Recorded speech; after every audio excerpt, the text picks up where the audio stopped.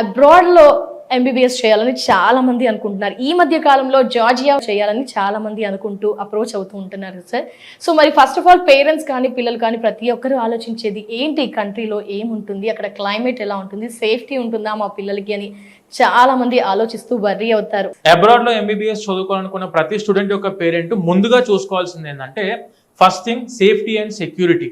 Education system ఎలా ఉంది, MBBS complete అయిపోయిన తర్వాత ఆపర్చునిటీస్ ఎలా ఉంటాయి, అక్కడ హాస్టల్స్ పరిస్థితులు ఏంటివి, మన ఫుడ్ దొరికిద్దా లేదా, క్లైమేటికల్ కండిషన్స్, అక్కడికి మనం దిగిన వెంటనే అడాప్ట్ అవ్వగలుగుతున్నారా లేదా స్టూడెంట్స్, ఇవన్నీ చూసుకున్న తర్వాత స్టెప్ తీసుకోవాలండి. జార్జియా కంట్రీ గురించి మనం చూసుకుంటే ప్రపంచంలోనే థర్డ్ సేఫెస్ట్ కంట్రీ. స్టూడెంట్ చదువుకున్న వెంటనే ఆఫ్టర్ కంప్లీటింగ్ ఆఫ్ దిర్ మెడిసిన్ వాళ్ళకు పీజీ ఆపర్చునిటీస్ లో కానివ్వండి, ప్రాక్టీస్ లో కానివ్వండి మంచి ఆపర్చునిటీస్ అందుతున్నాయి.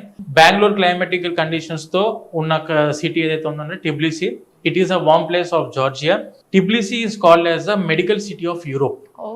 ఎందుకంటే the best surgeons and the best medical equipments availability ఉన్న సిటీ మనకు టిబ్లిసీ అండి.